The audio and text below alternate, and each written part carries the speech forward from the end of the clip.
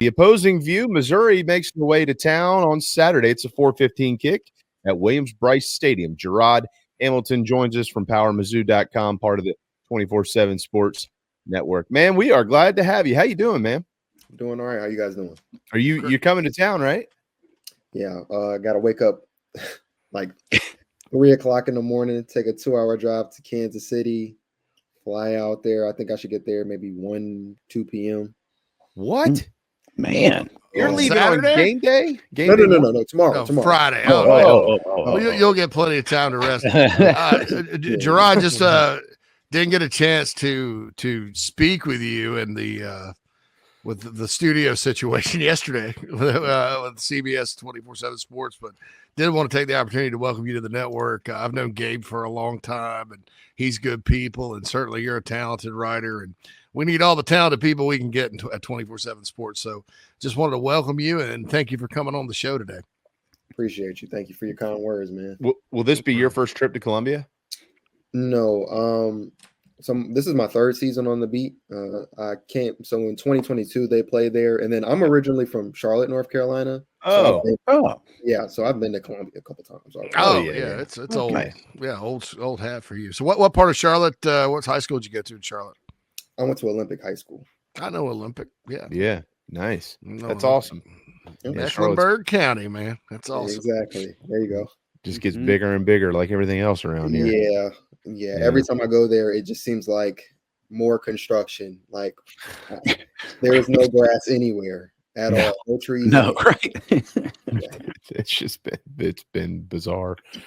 All right, man. Well, here we go. Look, Missouri comes in on a 5-game winning streak against the Gamecocks. They have had their number. JC's got a great column out right now on thebigspur.com. It's something we'll talk much more about tomorrow too in our preview. But one of the main reasons for that is Missouri has run the football down their throats in each of those seasons. And the Gamecocks hadn't been able to move it on the ground. But a little bit different so far this year. Carolina's got the 4th best running offense in league play, and they got a guy named Rocket Sanders who is healthy. Speaking of health, let's get to the injury report. The availability report came out last night. We've all had it in our minds throughout the week, Jarod, that Brady Cook was going to be doubtful at best. He is listed as doubtful. Have you heard anything additionally with that?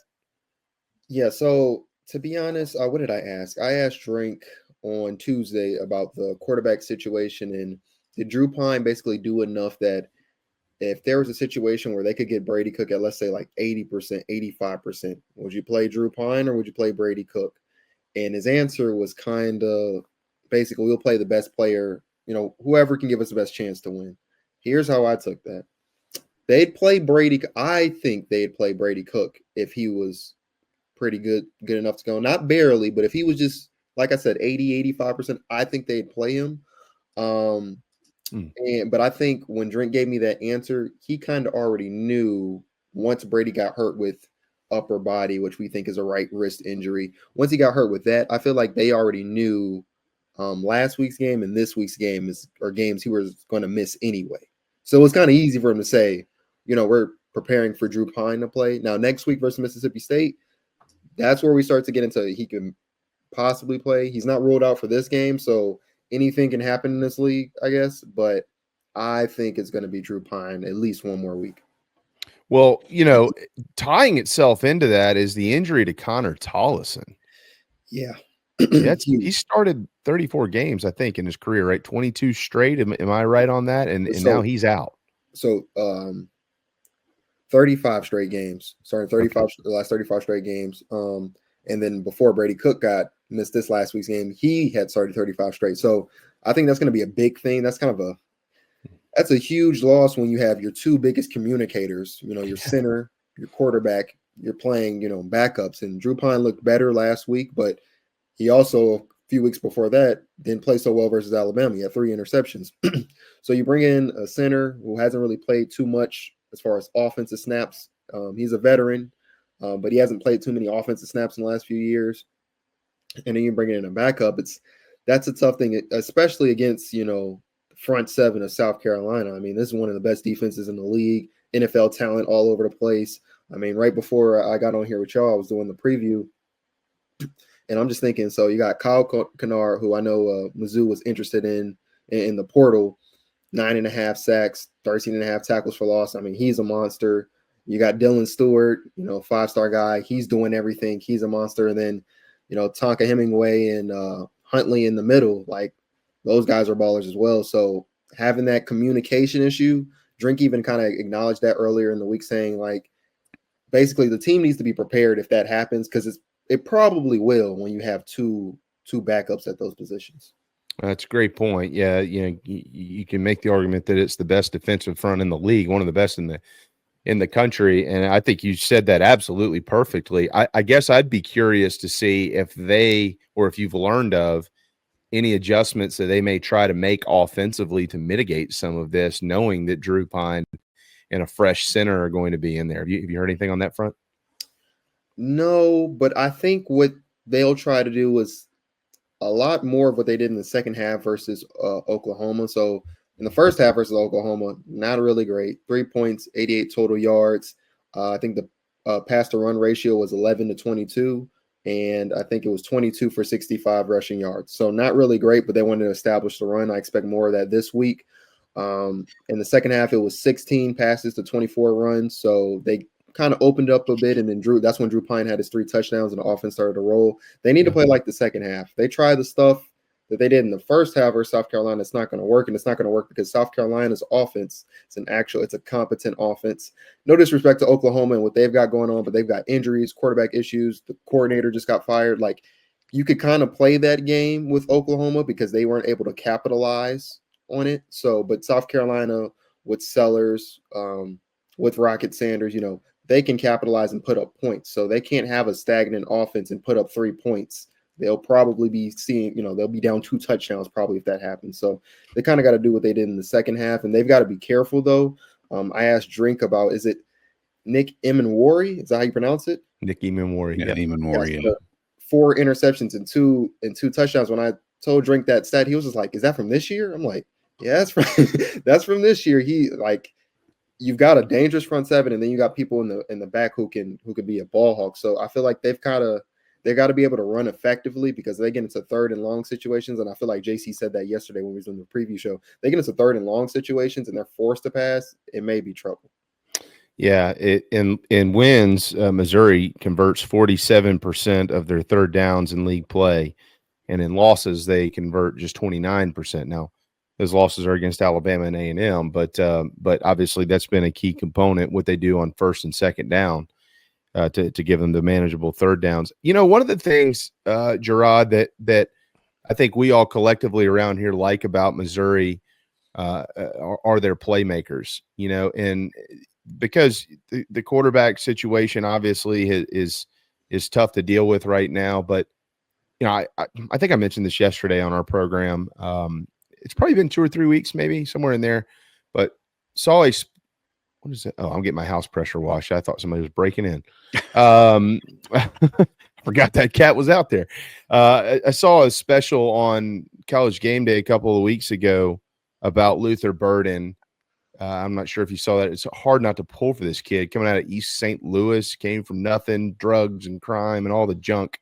And look at it. He's going to go to the league. Theo Weiss, an outstanding football player who came from Oklahoma, he's going to go to the league. You got those running backs, Nate Noel and Marcus Carroll, who somehow are 1 carry apart. So they literally split them. Carroll played at Georgia State, as you well know, and played for Sean Elliott, who's back on staff here at South Carolina. So maybe a little bit of an advantage in the scouting department there. Carroll also came to Columbia. What was that, last year or the year before? Was it 2 years ago they were here? It was 2 years ago, 2022, right? When Georgia State came to town. So we've seen him in our ballpark before, I believe. But these playmakers, they're a fun group. It's just, can they get them the football and get them the football in space and let them go do some things? What have you seen overall from the offense this year with and without Brady Cook?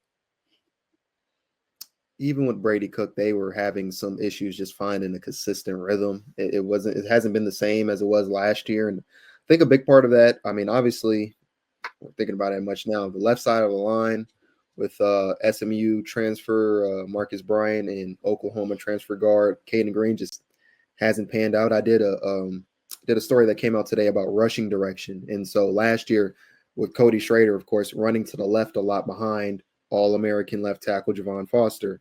Now they're going to the right more because of how much the left side has struggled. So that's one thing. But yeah, getting the ball in space and stuff like that, the offense has been off. Whether that's Brady Cook overthrowing the football on several occasions, which is ironic because people used to question if he had arm strength. That's kind of been his problem too much this year, is overthrowing receivers when he gets those chances. Defenses have adjusted to the offense. Like last year, they kind of caught people by surprise when they brought in Marquise Johnson. Is probably one of the fastest. It's like basically like a track star, one of the fastest guys in the league. They kind of caught him by surprise having one of those freshmen be able to take the top off the defense, and that left Burden open for a lot of things. Defenses know better now, so they're not giving that up as much, and then Missouri's not converting. And then some of the play calling at times is just, I don't know, like last week there was like a lot of there's been a lot of wide receiver screens and stuff like that. And defenses are snuffing it out. They're not really passing the ball too far downfield. Not many intermediate, throws. Not many throws across the middle, and that's kind of been a problem. So they can get the ball to the receivers and running backs. It's about getting them in space with a position, a chance to succeed after. It just feels like they catch the ball, and next thing you know, somebody's on their back for a tackle. So it's not been that great. Last week was kind of the first time in a minute, even though it was with Drew Pine, that it was just like, okay, this looks like you guys are putting something together. A couple deep passes, we got jump balls in the end zone and stuff like that on fade routes, stuff we haven't really seen this year. So it's kind of been up and down, but they definitely do have the playmakers. Yeah, they do, including JC. You got to, if you haven't seen this, you've got to, pardon me for a second, Jarod. You got to go look at Brett Norfleet, the tight end, the big kid, 6'7". Go look at his picture. He looks like Joe Machica's long lost brother. Brett Norfleet, Joe Machica. All right. I'm not kidding. I looked at it. I was like, you got to be kidding me. Yeah, Joe. And this kid has 3 catches in every game. Every game he catches 3 balls. Yeah, that's Missouri's tight end usage, man. They're really good at that. I like Noel came from App State. See, I don't know if he was on that 2019 is a long time ago, so I don't know if he's on that team or not, but he's good too. I mean, they're kind of like a thunder and lightning kind of deal. Carroll probably kind of remind you a little bit of poor man's Kevin Harris a little bit. Than Noel, kind of like an Alvin Kamara kind of guy. I mean, they're obviously not as accomplished as those guys, but that's the style, and that's probably why they're one carry apart. Talk to me about the defense, because my theory was, and LSU fans will disagree with me, but that defense is struggling down there because of personnel, y'all. Baker, I thought, was not talked about enough as a loss. I did think Missouri had some guys coming back. They were good football players, especially on the defensive line. Talk to me about that defense, number one, and your impressions of how they played this year, but also why they're a different team on the road on that side of the ball, because it seems like Alabama and A&M really got after them. I don't count UMass. I know UMass is a road game, but I'm still baffled as to why Missouri schedules some of these games for. I think they're going to Northern Illinois here in a couple of years. But so talk to me about the defense and what your impressions are of them, because they've kept them in the games they've won. They've made big plays, Auburn in particular. So tell me about the defense. Yeah, the defense was kind of one of the bigger question marks heading into the offseason. They lost 5 guys who went to the NFL or who were drafted in the NFL last year. They lost Blake Baker, as you mentioned, and he was just kind of wondering how they're going to, make the pieces fit and stuff like that. The difference between last year's defense and this year's defense is I don't know if I'm sure there are NFL guys on there, but there's not one who's just like maybe like instantly. Like we have a couple, like Dalen Carnell. He plays star at safety linebacker role. He seems like he's going to be an NFL guy. And there are some players who are kind of working around that. But last year, you knew like this guy, NFL guys.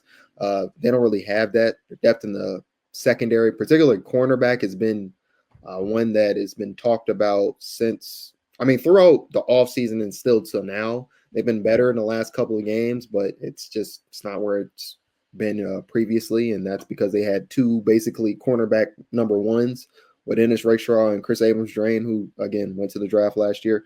So that's the big thing. I think the defense has been. It's probably still been playing above what people's expectation is, considering losing those 5 players, and then you bring in another defensive coordinator. Corey Batoon has done a pretty good job. I will say, though, it probably took me in this past game versus Oklahoma is kind of the first time I was just like, this is what this defense is. Because when you have, shutout wins versus Murray State, Buffalo, you let UMass get, I think, like 3 points. I mean, that's cool and all, but it inflates your stats. You don't really know what you are. And then you have the blowout losses to A&M and Alabama. A&M, that was a true beatdown. That kind of, in my mind, put them out. I didn't know where they were. And then Alabama, they played really well for the first quarter and a half. But then when Brady Cook got out off the field and he left with injury, even though they weren't making tons of moves on offense, I think they were definitely, well, obviously they got shut out. They weren't really doing too much on offense, but what he was doing is he was still helping the field position battle. So they weren't punting in their own end zone and they weren't turning the ball over. That's what, even with a hurt Brady Cook, they can rely on that. And so that was keeping the defense in it, and they're playing really well until he left. When you add him leaving with no scoring support, obviously your defense is going to be out there all the time, and they just kind of got worn out. So they can play well, but it was this game versus Oklahoma that really said, okay, you guys can do something. I mean, 4 forced turnovers. I mean, I think they forced 6 fumbles, and they recovered 4 of them, including that game, the strip sack with about 20-something seconds left. So they can make plays. They can, do all that stuff. They've been all right. I don't think they're as good as, their shutout wins, versus Murray State and Buffalo. I also don't think they're as bad as, how they played at Texas A&M, where the offense and defense looked abysmal in all facets. They're kind of a mix, they're a good defense, not great defense. And overall, they've gotten healthier too. If I remember correctly, 2 or 3 weeks ago, they had a laundry list of kids on the availability report, right? Yeah, they have lost a couple of depth pieces at edge. They lost Darius Smith, who they were really excited about in fall camp due to a knee injury. He came over from Georgia, and then they lost Joe Moore. He's a guy who's been here a couple of years now. He was actually playing his best ball when he got injured.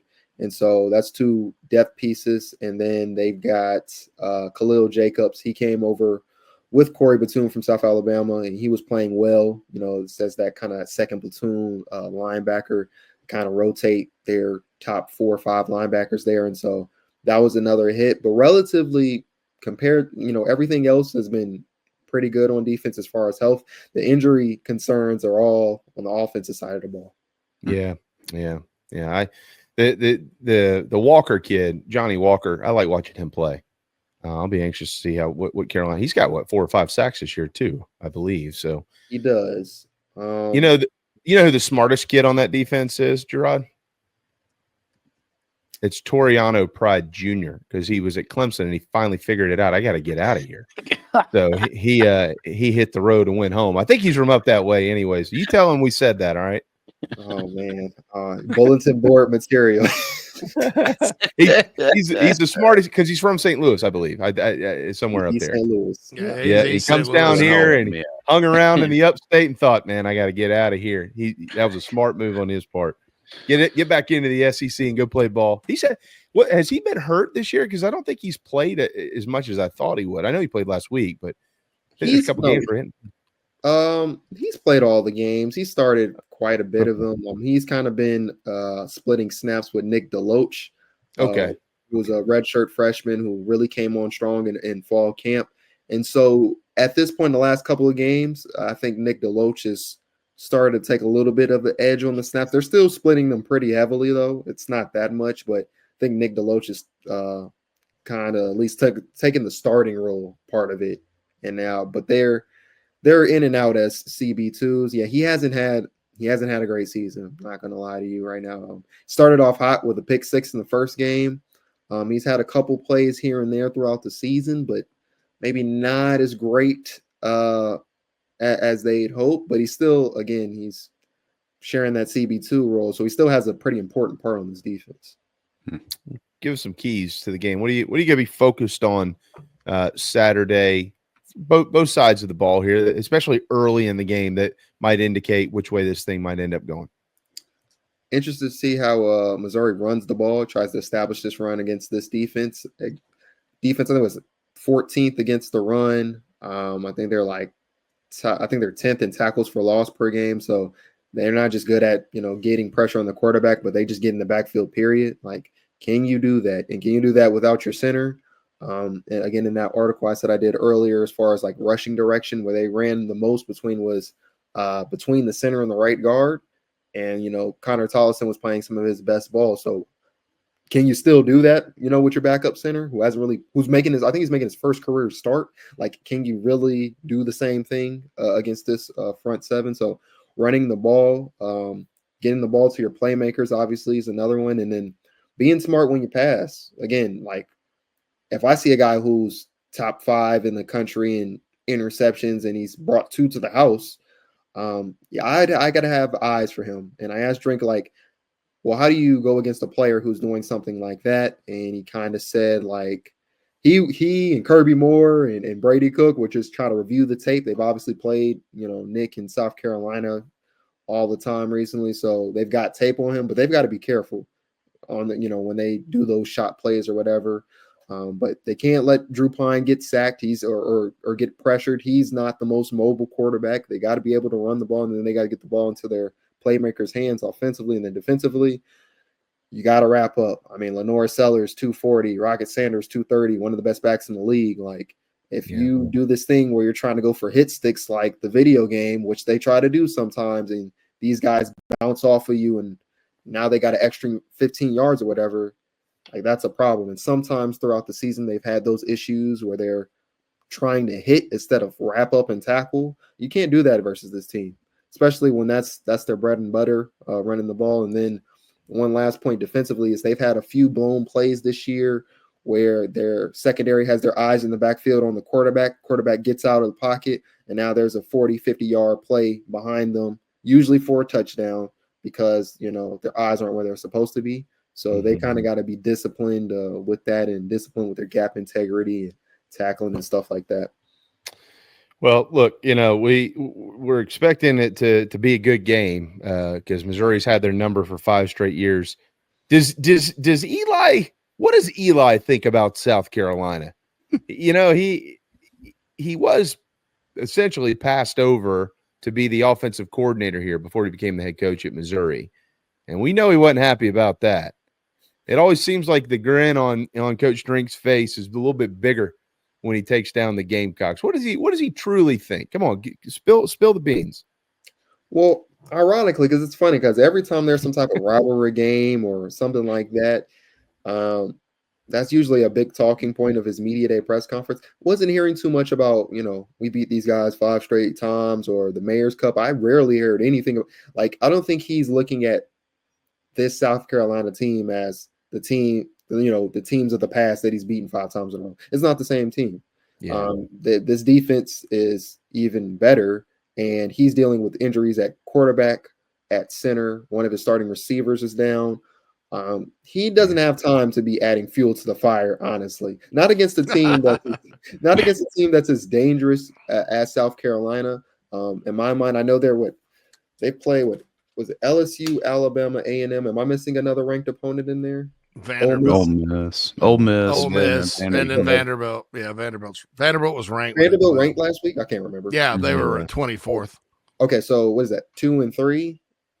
Yeah. I think. Yeah. It should be 4-1, but who's counting? I'm getting to my. That's what I'm getting to my point. They're 2 and 3, but outside of the Ole Miss game, you got 2 wins, and then a combined 5 points versus LSU and Alabama in games that they definitely could have won. Like, I know the record doesn't say it, but they play their best versus ranked teams, it feels like. So they can't. Drink can't be trying to talk all this type of stuff when you got injuries and you're playing against a good team and one of the best environments in the league. So he's kind of shied away from any of that. Now, if he wins, last, He's done. Yeah. Oh yeah, we'll get locker room video it'll for bust that. it Yeah. No, he's got that jab, in his pocket. Yeah. That's But right. as JC's mentioned, he or JC or Mike, one of them, he idolized Coach Spurrier growing up, and it was if you were on Coach Spurrier's side back then, it was easy to love him, right? But boy, it was easy to hate him. We got him on our side. Oh, it was easy to love him real quick. Yeah. Yeah. Everybody changed their opinion on Steve Spurrier. Yeah, we get it. I remember during I was in college at South Carolina, going into a bar, and there's this big old guy in the corner yelling, "I hate Steve Spurrier so much." And he was like, and Lou Holtz was the coach here then.